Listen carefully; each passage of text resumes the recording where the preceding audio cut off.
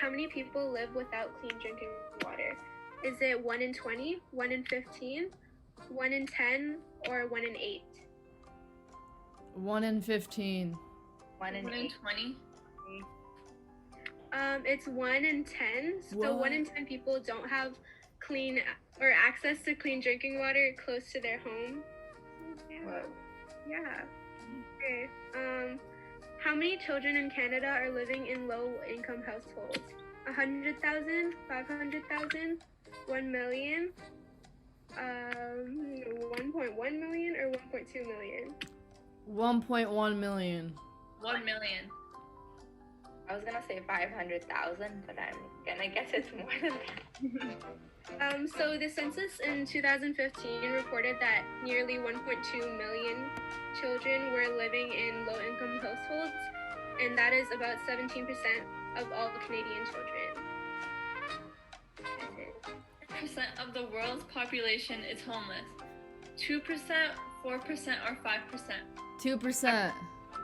5. Okay. 4%. 4%. Alexa? 5%. Amin? 5%. Okay, Amol, you're right.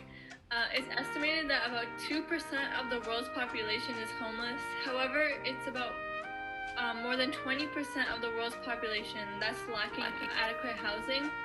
So it's kind of hard to get a picture of exactly how many homeless people there are in the world, because everybody has a different definition of what homelessness is. Okay, so the second question is, what is the poorest country in the world? Is it India, Sierra Leone, Haiti, or the Congo? Sierra Leone. The Congo. What's the Congo? Where's the Congo? It's in Africa. Oh, Congo. Okay, so the answer is the Congo. So more than 80% of Congolese people live on less than $1.25 per day, and that's like the threshold for extreme poverty. Yeah. And the Congo is like plagued by like war and like corrupt government, so they don't really get a lot of aid. Okay, and then the third question is, the minimum wage in BC is $13.85 per hour. What do you think the living wage in Metro Vancouver is? Is it $19.50 an hour, $14.50, or $17.50? $17.50. 19. I'm gonna $14.50. I'm gonna say, wait, what the living wage should be? Yeah, and this is for like a family of like. Oh, what? Oh, what? It should be at least 1950, but I would say like higher than that. Okay, Yeah, I it's agree with so Amin. Expensive. It's $19.50 an hour. So that means that for families that work, let's say like two parents, they work like, or like one parent works for the minimum wage, they probably won't be able to afford basic necessities if they live in Vancouver. Okay, this question is, so if Vancouver's urban indigenous population is estimated to be 2.2%, what percentage of indigenous people make up the homeless population in Vancouver? So 47%, 17%, or 28%? Wait, what was the first one? 47%. That one, I think. 17. 17. Oh. 7. Yeah. Oops. Okay, so the homelessness among indigenous people, so they make up about 28% of the homeless population, even though they're only 2.2% of the total population in Vancouver. Yeah, that's it. The definition of poverty from Merriam-Webster is the state of one who lacks a usual or socially acceptable amount of money or material possessions. And when it comes to poverty, we tend to think it can affect anyone and anybody, but it is heavily biased. We aren't all equal in the face of poverty. There are many factors that play into who it specifically affects, such as personal choices, but there are also many others that are out of an individual's control. Being a woman, a person of color, or disabled all increase a person's chance of living in poverty and homelessness.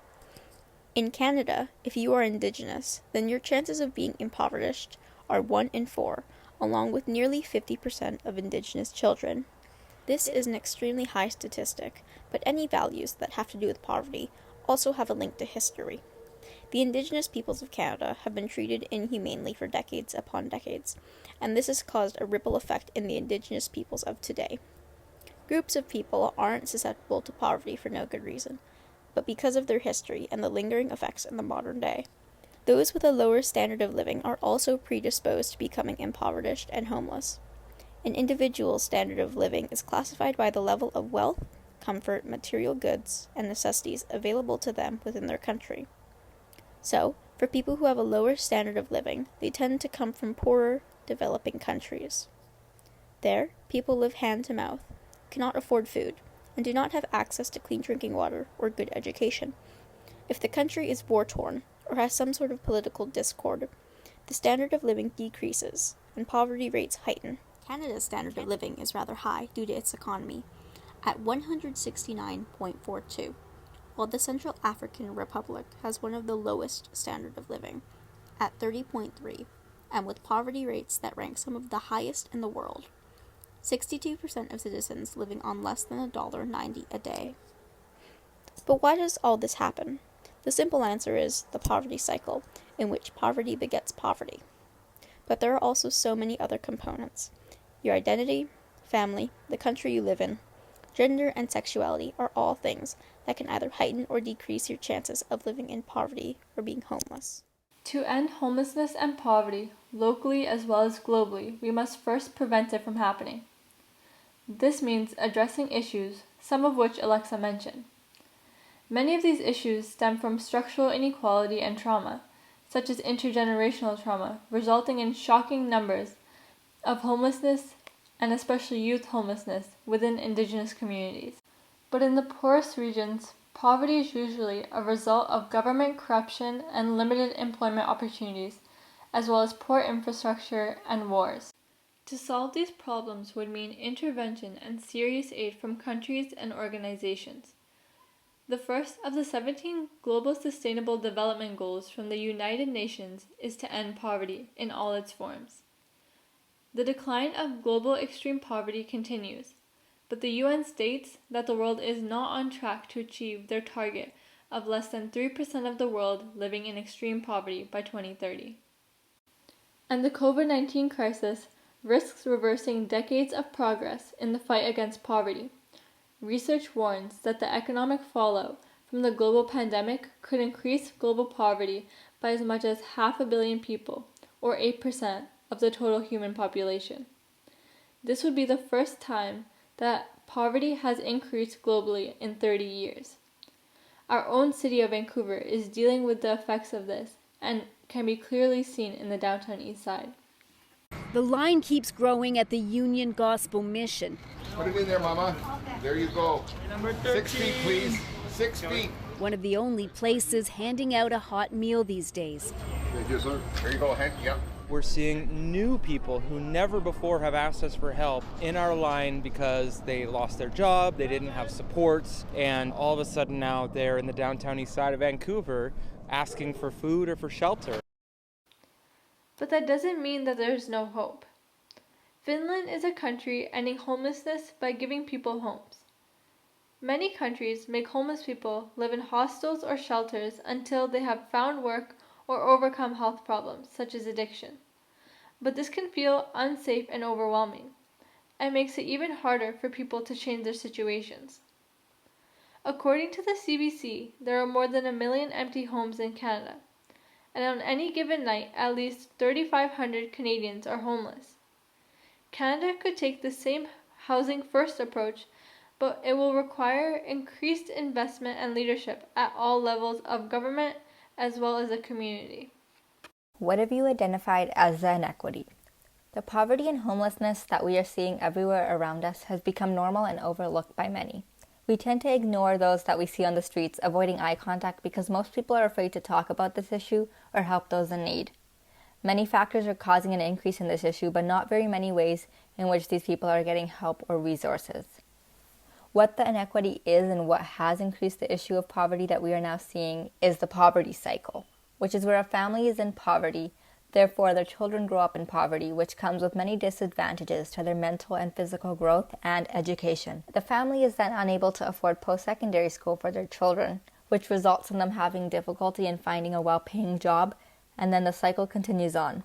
It is unfair for these families as it is essentially impossible to escape the poverty cycle, and many people are quick to judge and don't understand that these people have no choice in choosing their economic status and are stuck where they are. The welfare system in Canada is billions of dollars that are given to people in need of various societal necessities. The program covers many issues such as poverty, homelessness, unemployment, immigration, old age, illness, workplace injury, disability, and the needs of children.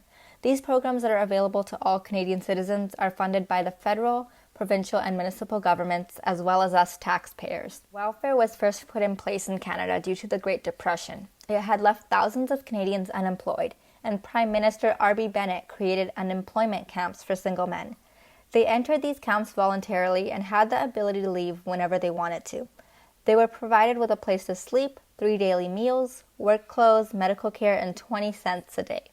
But with this, they had 44-hour work weeks, and these camps were kept away from urban areas. There was a lot of controversy about these camps as they were providing relief to thousands of men and keeping them off of the streets, but instead they should have been given resources, work, and funds for them to start their own lives instead of having no choice but being in the camps. So some examples of these programs that we have today are the Canadian Child Benefit, known as the CCB, which is given to any child under the age of 18, with families who have children under 6 years old receiving slightly more money. The amount you receive is all calculated based on your family's income. Another program that we have, if you meet the requirements, is income assistance, which is for those who are unemployed or in immediate need of resources. For a single person on income assistance, they can earn up to $760 monthly, and a family of 4 can earn up to $1,301, which is a sufficient amount of money, but most of these families and people are living check by check, and oftentimes run out of money before they even receive another check, which leaves them in despair. Food banks are what they rely on heavily, but even then, it isn't enough. There are food banks and donation centers set up for new mothers as well, where they are provided things such as baby formula and diapers, but many mothers will run out of formula in 3 to 4 days, with nothing left for their babies. Like Amreen mentioned before, coronavirus will cause an increased poverty as well, because once all these businesses are opened up, thousands of people will lose their jobs, as companies will have to let go of their employees. Although our government is providing financial aid to many Canadians with CERB, it is not enough for those who are left with no other source of income. $2,000 will not be able to cover rent and other necessary utilities, and once this aid from the government comes to an end, many will struggle in finding work, and this will likely increase the rate of poverty in countries all around the world. So what has caused the inequity? As you all should know, inequity means lack of fairness or justice. So regarding poverty, I think the cause of the inequity is capitalism. In my opinion, capitalism does keep people poor. It does this through the upper class and the corporations, which basically control every facet of life for someone living in this system. You basically have no choice but to work constantly or else face death, as without working for the system, you would have no way to reliably get basic things needed to stay alive, like food and shelter. You might have to work for a company whose CEO takes in an average of $265,000 a week, while you only make about $750, and most of that is gone after you buy food and pay for your bills, so you're left with almost no money and no choice but to go to work for another week. An economy needs janitors, sanitation workers, agriculture workers, food prep workers, social workers, and so much more. But under capitalism, it has been decided by the owning class that those workers don't deserve to be paid well. Furthermore, the social position of white-collar employees and small business owners is supported by all those workers. All these comfortable, affluent, educated, middle-class people don't have to clean their own workplaces or cities, and they don't need to grow and package and transport their own food, because they have people making usually less than $30,000 a year to do it for them. In capitalism, those with a lot of money have a lot of power. So if you have control of a lot of the money, you have control over what happens in society. The rich want to stay rich to stay in power, and to do this, they pay their workers the bare minimum to stay alive, while raising the prices of necessities so that workers are left with no money, thus keeping them desperate and working. They keep people poor so that they have an endless pool of workers to make them money. Companies make so much money in profit because they don't pay their workers what they earn. The only reason the rich have money is because they take it from the poor. If things weren't so expensive and if people weren't so underpaid, then they wouldn't be as desperate to work. So the rich would lose workers and they would lose money, which would make them lose control of society. Only in capitalism is everything controlled by the rich, and inequity comes as a result of everything being controlled by the rich, which is an inevitable outcome of capitalism. In my opinion, poverty can easily be reduced through increases in income, through changes in the distribution of income, or through a combination of both. But in reality, that will never happen in a capitalist society. In conclusion, capitalism is the system that sustains this inequity. And unless we radically change our system, there will always be poverty. The City of Vancouver introduced a 5-year plan to improve the downtown east side back in 2014.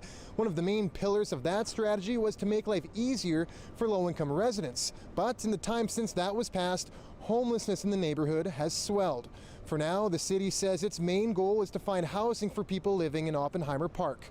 John Hernandez, CBC News, Vancouver. The number of people living in extreme poverty worldwide has declined from 36% in 1990 to 10% in 2015.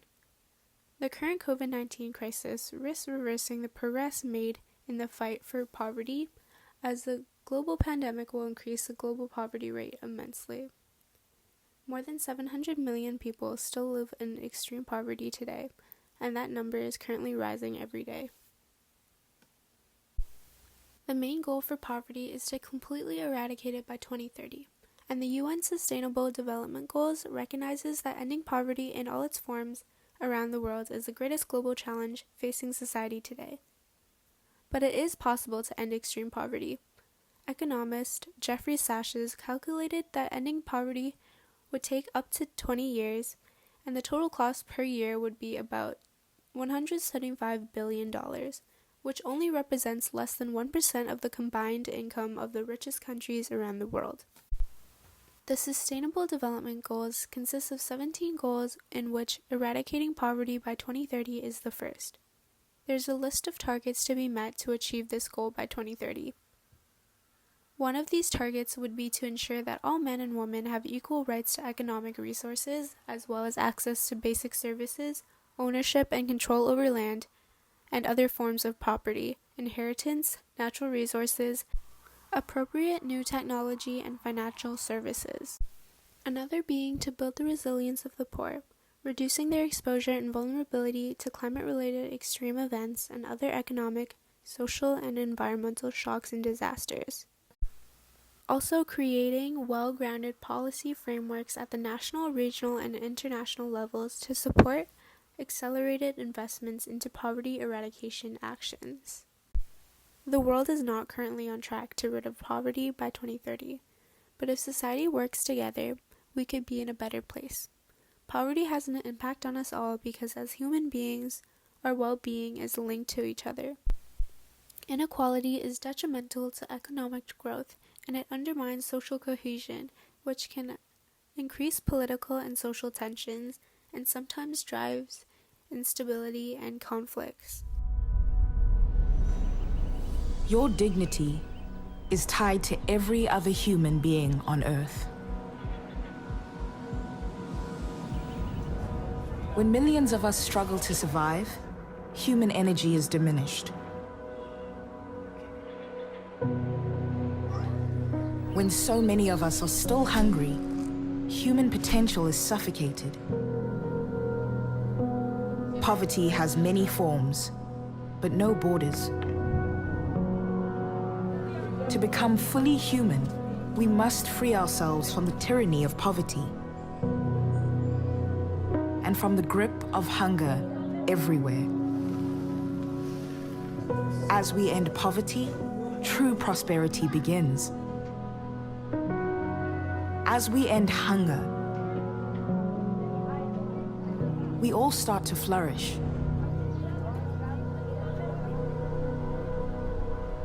We have the ability, means, and capacity to create a world where all humans have dignity and our potential is fully realized.